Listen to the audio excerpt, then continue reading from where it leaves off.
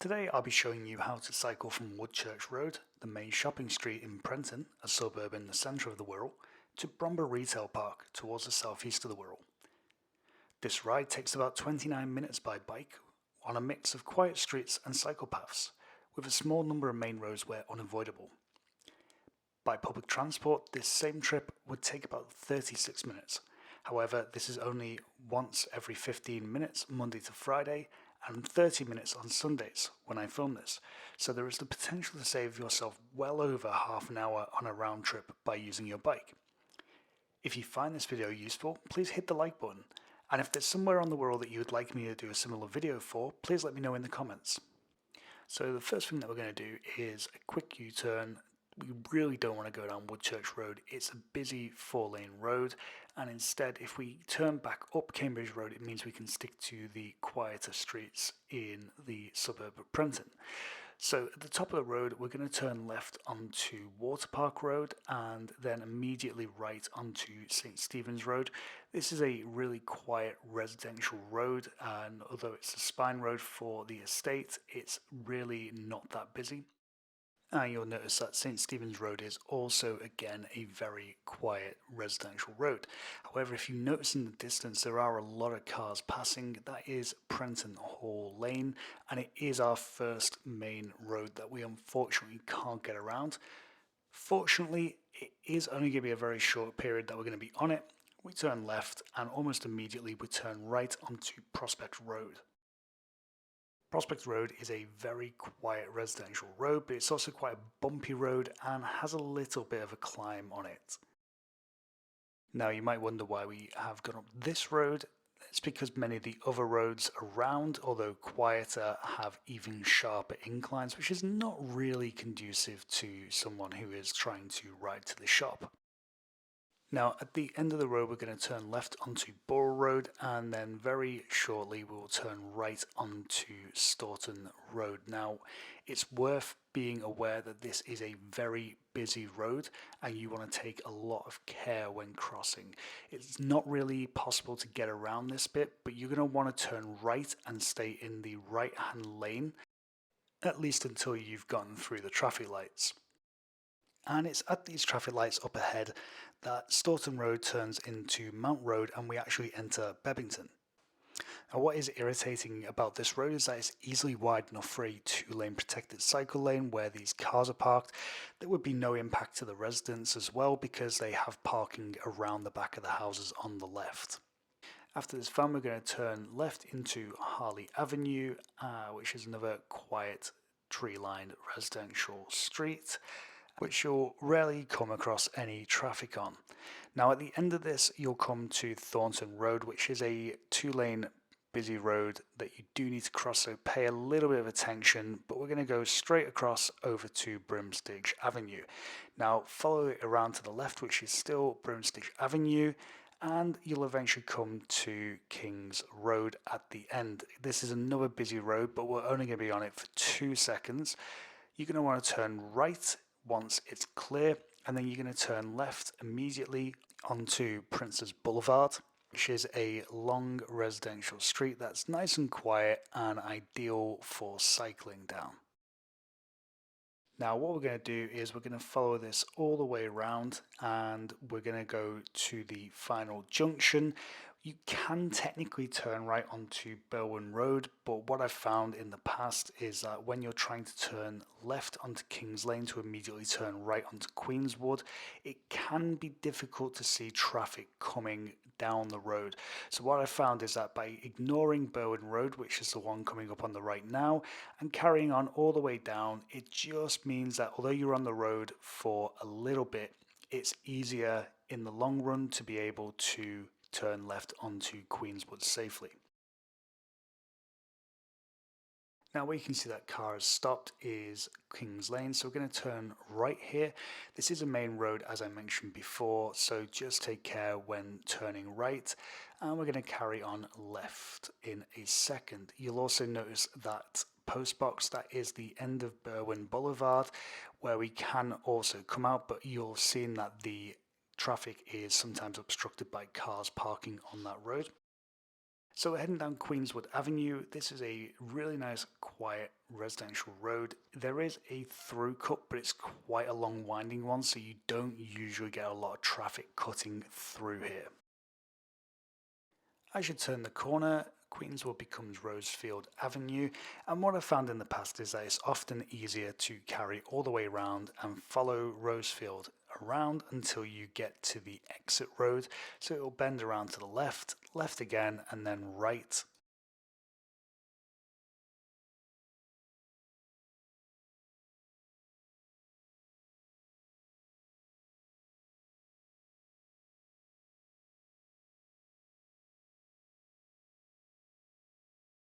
We'll now turn right onto the exit road for Rosefield Avenue, and at the end of it we'll turn left onto Town Lane. Now this is a main road, but it's a relatively quiet main road. It still pays to be careful when turning out though. As we go down Town Lane, you'll see on the right the entrance to Bebington Cemetery. And what we're watching out for in a second is the black bin on the right, which marks the entrance to Townfield Lane shared path. Now obviously take it carefully on that corner because there could be people walking down here. It's a common route for people walking their dogs or just taking a stroll.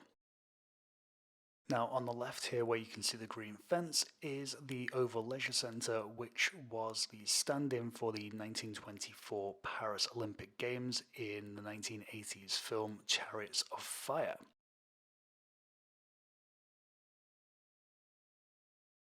We'll carry on down Townfield Lane, and in a second we'll come to the end of the shared path, which is next to a school.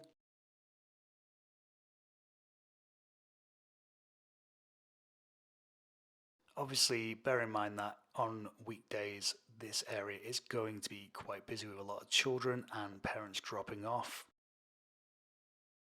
Now at this junction we're going to carry straight over, and although it looks a bit weird, this is a continuation of Townfield Lane, and again at the end we're just going to carry on and go down this road.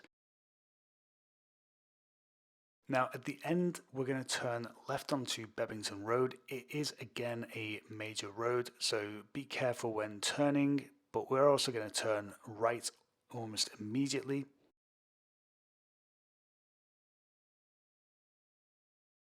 Now Parkside Road again is a quiet residential road. Just be careful when you're coming down here. You'll notice that there's a cut. I actually missed the turning, so yeah, just keep an eye out on the right, and then almost immediately on the left where you've got the drop curb, you're going to want to cut down this path. Now this section you want to be really careful. It is a footpath in a park. There are a lot of children playing around, as you'll see in a second. Try to go very slowly through here. I'm going a little bit more than walking pace at this point. Obviously everything is sped up, so it might look a little bit faster than what I was actually doing. There's also a lot of dogs off lead here. Now realistically it'd be great if Wirral Council could put in some protected cycle lanes around here, because having to go through the park is really not ideal, especially on a bike as large as mine, as you'll find out in a second when I get stuck at the gate that is designed to stop people from flying out of the park onto the road.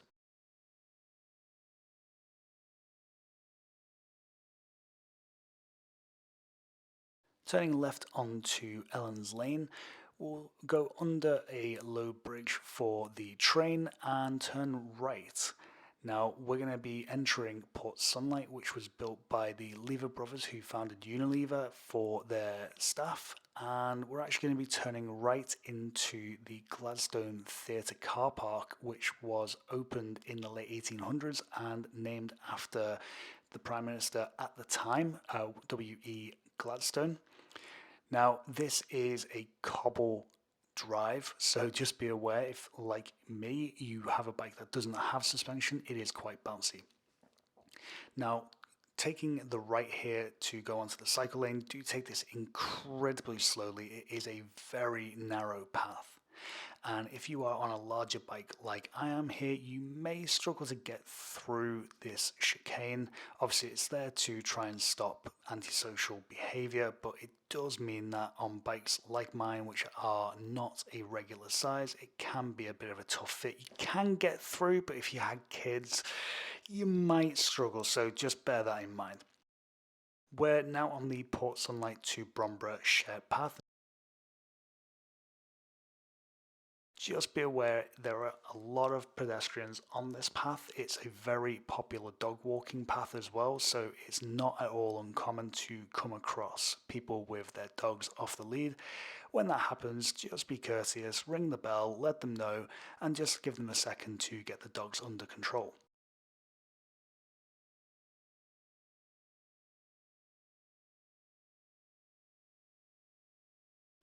Now, although the path is wide and is high quality for the area, there are stretches of it that are suffering from the growth of the roots of the trees, and it can get a little bit bumpy. You'll also notice that there are a lot of leaves around, and in autumn this can get quite slippery. Now, this bump marks the boundary between Port Sunlight and Bromborough, so we're now in the fourth and final suburb. And as you can see, it is quite bouncy as I'm trying to fight to make sure that my GoPro stays up. You'll have to see on the left then as well that there is an exit that takes you through to a housing estate and is a really easy way of getting onto the main road, which has a cycle path, which is a shared path. It's not on the road, it's on the pavement. But it's also, it runs the spine of the A41, which is what we have just passed under.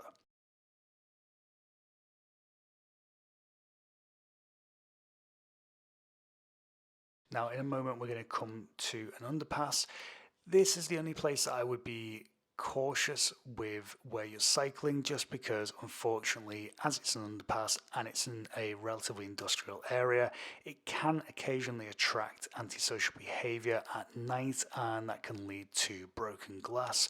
So obviously with it being dark as well, it can be quite difficult to spot, so just take your care as you're going through. If you have lights, put them on, but on this occasion it was absolutely fine. Now, as we come to the end of the shared path, it's going to do a hard left, and we will then come up onto the main road out the back of the retail park. Now, you don't have to go this way, you can go right here and go straight across, but just in case you're a little bit nervous and you want the central reservation, turn right at this hedge, and you'll also see then that there is a central reservation that you can stop on if you need to get across. Now, you can technically turn left here and then turn right, and that will take you into the retail park, but just in case you aren't 100% confident on the roads, you can turn right and then turn left down here, cut through this chicane. Now, I have had to take it a little bit wider just because of the length of my bike, but you'll be able to fit through fine. And then at this little cut, turn left, and it will take you through on a residential road, and you'll see in a second that there is a modal filter that basically cuts out that little bit of a more intimidating section of the road. Obviously, take care as you're turning and just follow it around. We can see where that car is indicating. That's where we're going to turn.